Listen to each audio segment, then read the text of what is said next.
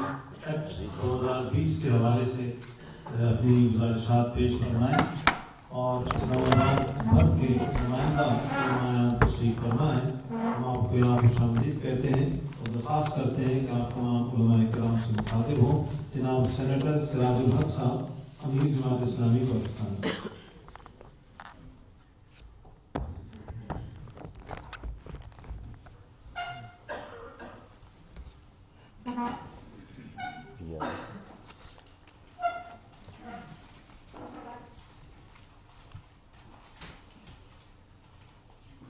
الحمد للہ رب العالمین والعاقبۃ للمتقین والصلاة والسلام علی رسولہ الامین.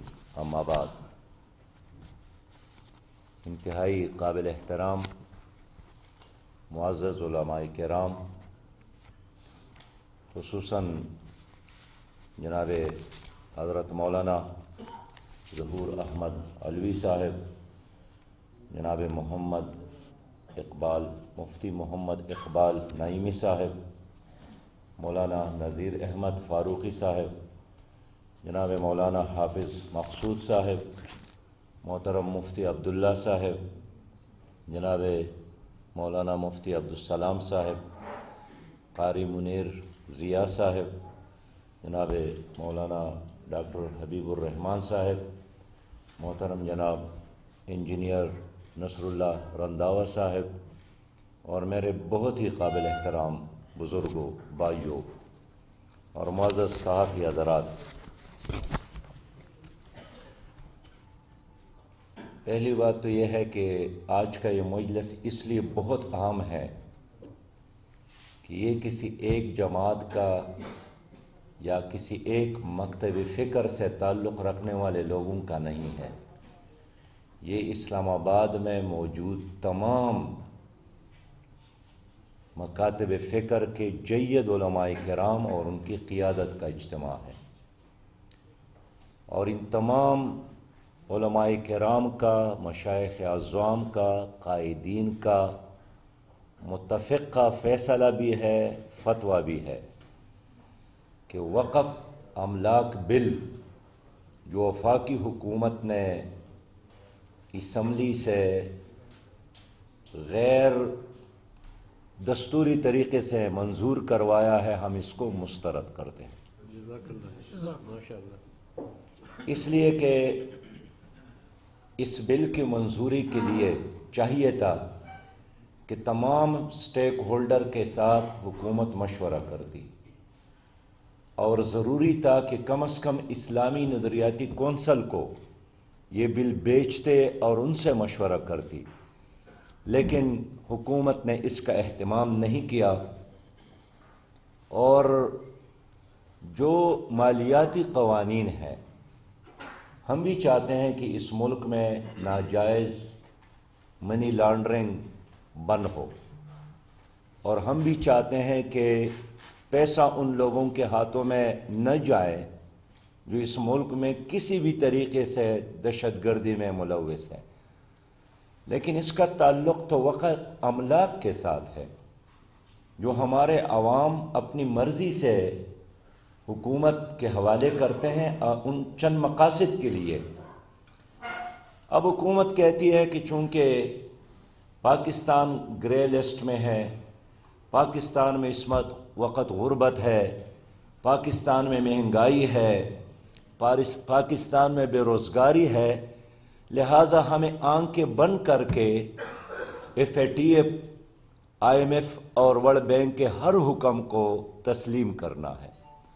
ہم اس غلامی کی اس طرح نظام پر راضی نہیں ہیں، اور ہونا چاہیے تھا کہ حکومت مالیاتی ڈسپلن قائم کرتی، حکومت کرپشن ختم کرتی، حکومت لوٹ مار کے دروازے بند کرتی، حکومت مس مینجمنٹ ختم کرتی، حکومت سودی نظام کے خاتمے کا اعلان کرتی. یہ جتنی بھی بیماریاں ہیں، علامہ اقبال نے فرمایا ہے کہ سبب کچھ اور ہے تو جس کو خود سمجھتا ہے، زوال بندہ مومن کا بے زری سے نہیں، ہماری زوال کے یہ اسباب نہیں ہے کہ پیسہ کم ہے. اور علامہ اقبال نے تو ہمیں پہلے ہی یہی حکم دیا تھا کہ اے طائر لاہوتی اس رزق سے موت اچھی جس رزق سے آتی ہو پرواز میں کوتاہی. اس لیے ماضی میں بھی پرویز مشرف کی حکومت نے ایسا ہی کیا تھا. کولن پاول اعتراف کرتا ہے کہ ہم نے پرویز مشرف کو افغانستان کے حوالے سے کوئی 5-7 تجاویز دی اور ہمارا خیال تھا کہ ان میں سے 1-2 یہ تسلیم کریں گے، لیکن 1-2 کیا، انہوں نے پہلی مرحلے میں کہا کہ بس جو کچھ ہے مجھے قبول ہے. اس طرح FATF کے حوالے سے ان کے چند تجاویز آئی تھی، لیکن ہماری حکومت نے وہ بھی فیصلے کیے جو ان کو مطلوب ہی نہیں تھے. اب جو وقف املاک ہے وہ کہاں استعمال ہوتے ہیں؟ ہمارے لوگوں کو جاننا چاہیے. تعلیمی اداروں کے لیے، مدارس کے لیے، معذوروں کے لیے ٹرسٹ بنائے جاتے ہیں، بیواؤں کی کفالت کے لیے ٹرسٹ بنائے جاتے ہیں، یتیموں کی کفالت کے لیے ٹرسٹ بنائے جاتے ہیں. جتنے معذور ہے اس وقت پاکستان میں 51 لاکھ سے زیادہ معذور ہے. سپریم کورٹ نے کہا ہے کہ معذور کا لفظ جو ہے اس پر پابندی ہے اور اس کو اسپیشل لوگ کہا جائے. چل اسپیشل لوگ ہی صحیح، جو اندھے ہیں یا بہرے ہیں یا لنگڑے ہیں یا اور کسی وجہ سے وہ معذور ہو گئے ہیں. تو یہ جو وقف املاک ہے یہ عمومی طور پر انہی کے ریلیف کے لیے اور انہی کے پرورش اور تربیت کے لیے استعمال ہوتے ہیں. لیکن حکومت کے ان قوانین کے نتیجے میں مزید اس طرح کے فاؤنڈیشن یا ٹرسٹ قائم نہیں ہو سکیں گے، اور جو پہلے سے قائم ہیں اس کے لیے کہا گیا ہے کہ اس کے بھی نئے سرے سے آپ رجسٹریشن کریں گے. آپ ہمیں بتائیں نا، اگر کسی ٹرسٹ پہ آپ کو شکایت ہے کہ یہاں دہشت گردی ہے یا کوئی غیر قانونی پیسہ یہاں آتا ہے تو آپ ان کا راستہ روکیں، لیکن آپ نے کیسے آنکھیں بند کر کے ان تمام قوانین پر ٹپا لگایا جو ہماری ایسٹ انڈیا کمپنی کی طرح ہے. اور یہ ایسٹ انڈیا کمپنی کا ایک ایکسرسائز ہے جس کو ہم ہر طریقے سے مسترد کرتے ہیں اور حکومت سے مطالبہ کرتے ہیں کہ وقف املاک بل کے حوالے سے نظر ثانی کرے اور اس کو واپس لے لے. اس لیے مجھے یہ بھی افسوس ہے کہ یہ جو FATF کے قوانین یہاں لائے گئے اس میں ہمارے اپوزیشن کی جماعتوں نے بھی ان کا ساتھ دیا. میں نے کل رات جناب خواجہ آصف صاحب کی پوری تقریر دوبارہ سنی جو انہوں نے اسمبلی میں کی ہے، اور وہ فرماتے ہیں کہ ہم نے تو FATF کے قوانین میں بھی حکومت کا ساتھ دیا، لیکن پھر بھی انہوں نے ہماری ان خدمات کا یا ہمارے فراخ دلی کا کوئی قدر نہیں کی، اور اسی طرح ہمارے ساتھ ان کا رویہ جو ہے وہ مناسب نہیں ہے. میں اس لیے عرض کرنا چاہتا ہوں کہ یہ مساجد اور مدارس کے خلاف ایک عالمی سازش ہے، اس لیے کہ مساجد اور مدارس نے ہمیشہ قوم کی آزادی کے لیے اور خود مختاری کے لیے، عزت اور وقار کے لیے ہمیشہ استعمار کا مقابلہ کیا ہے، اور ہمیشہ انہوں نے کبھی بھی استعمار کی غلامی کو قبول نہیں کیا ہے. تو یہ مدارس اور مساجد کو کنٹرول کرنے کی سازش ہے، اور ہم انشاءاللہ ہر قیمت پر اس سازش کو ناکام بنائیں گے. ہم امریکہ اور اس کے حواریوں کی اس تمنا کو، اس ارمان کو کبھی بھی پورا نہیں کرنے دیں گے. میں حکومت پاکستان سے پوچھنا چاہتا ہوں کہ ہمارے پڑوس میں ہندوستان ہے، کیا یہ قوانین وہاں پر ہے؟ کئی 15 سالوں سے امریکہ افغانستان میں موجود ہے، یہ قوانین تو وہاں انہوں نے نافذ نہیں کیے ہیں. جن ممالک میں ڈائریکٹ امریکہ کی حکمرانی ہے یہ اس طرح قوانین تو وہاں بھی نہیں ہیں. تو ہمارے بزرگوں نے طویل جدوجہد کر کے ہمارے لیے آزادی حاصل کی ہے، اور ہماری حکمران بغیر کسی جنگ کے، بغیر لڑے دوبارہ اپنی آزادی سے دستبردار ہو رہی ہے، اور ان کی یہ دستبرداری ہمیں منظور نہیں ہے. میں ویسے اپنے قوم کے علم میں لانا چاہتا ہوں کہ اس وقف املاک بل کے نتیجے میں انہوں نے ایڈمنسٹریٹر یا ناظم اعلیٰ کو جو اختیارات دیا ہے وہ 100% ناجائز اختیارات ہے. کہ وہ شک کی بنیاد پر کسی آدمی کو گرفتار کر کے اس کو 6 مہینے تک جیل میں رکھ سکتا ہے، جس طرح آج کل یہ طریقہ عام ہے۔ اور اب دیکھیے کہ اس طرح اختیارات ایک ڈکٹیٹر کی بھی نہیں ہے کہ آپ ان کے فیصلے کو کسی عدالت میں چیلنج بھی نہیں کر سکتے ہیں۔ کیا ساری دنیا میں ایسا کوئی نظام موجود ہے؟ ہائی کورٹ کا فیصلہ ہو تو آپ سپریم کورٹ میں جاتے ہیں، سپریم کورٹ کا کوئی فیصلہ منظور نہ ہو تو اس کے لیے پھر ایک فل بینچ بنایا جاتا ہے کہ دوبارہ اس کو سنا جائے۔ لیکن واحد اسلام آباد کا یہ ایڈمنسٹریٹر ہوگا کہ جس کے فیصلے کو آپ کسی بھی عدالت میں چیلنج نہیں کر سکتے۔ یہ تو خدائی اختیارات کسی فرد کو دینا ہے، اور ہمارے لیے ایک اللہ کافی ہے، ہم کسی اور کی خدائی کو تسلیم نہیں کرتے ہیں۔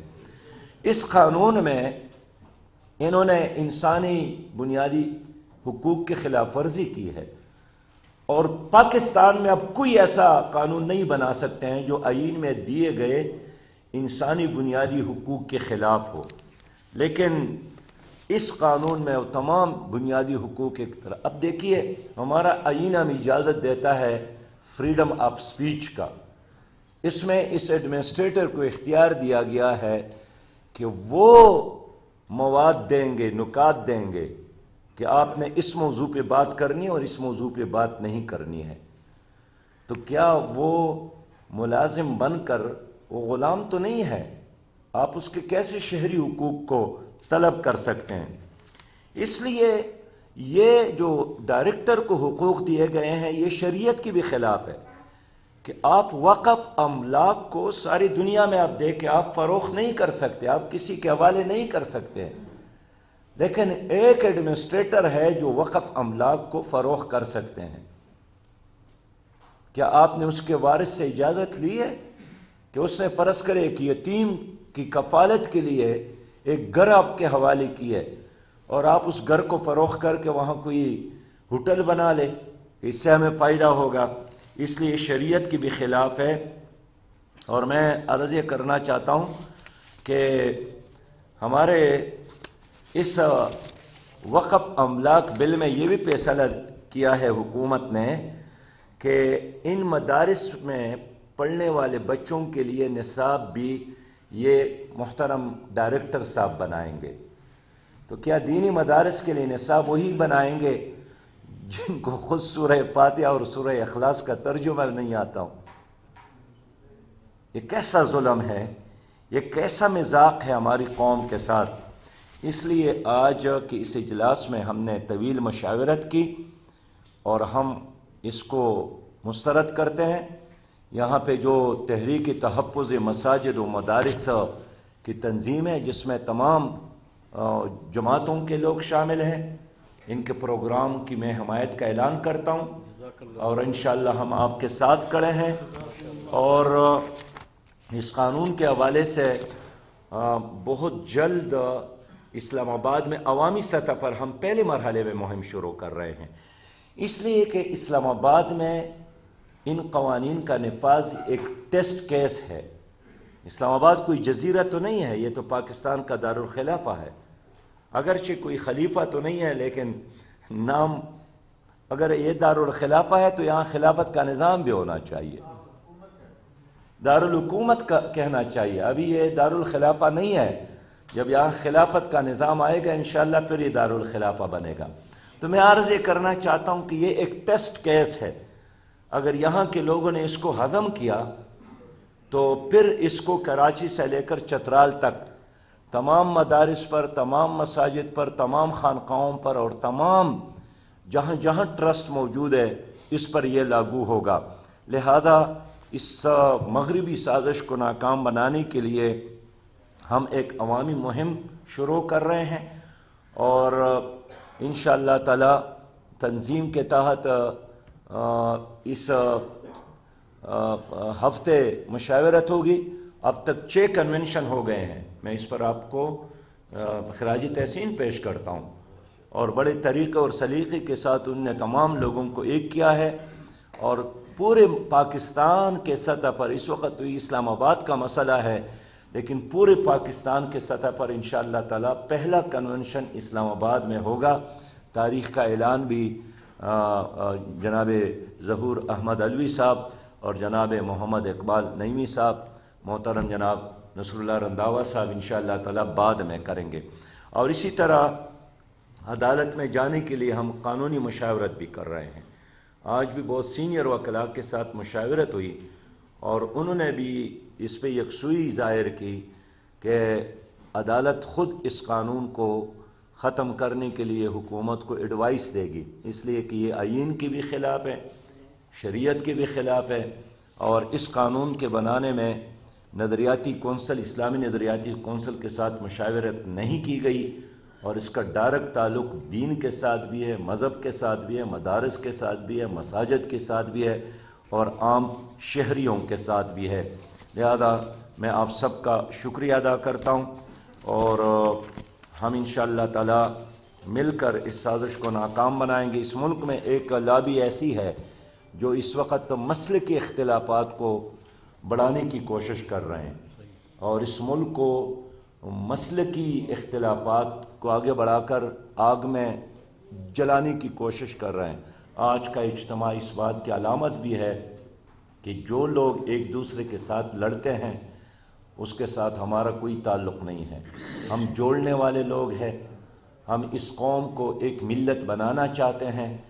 حکمرانوں نے تو اس کو رنگ اور نسل اور زبان کی بنیاد پر تقسیم کیا، لیکن یہ علماء کرام، مساجد ہے، ائمہ مساجد ہے جو انشاءاللہ تعالی اس امت کو ایک کرے گی۔ تو آج سے ہم یہ تحریک شروع کر رہے ہیں، آج اس کا یہ پہلا اجتماع ہے، اور یہ عوامی سطح پر بھی چلے گا انشاءاللہ۔ ہم قانونی جنگ بھی لڑیں گے، اور میں نے اس قانون کے خلاف اس کو مسترد کرنے کے بعد دوبارہ سینٹ میں ایک بل جمع کیا ہے جس کا بنیادی مقصد وقف املاک کے اس ایکٹ کو منسوخ کرانے کے حوالے سے ہیں۔ تو انشاءاللہ تعالی ہم ایوانوں کے اندر بھی جنگ لڑیں گے، ہم عدالتوں میں بھی جنگ لڑیں گے، اور ہم عوامی سطح پر بھی حکومت کے غلط اور ناپسندیدہ نظام اور قوانین کے خلاف یہ لڑائی جاری رکھیں گے۔ بہت شکریہ۔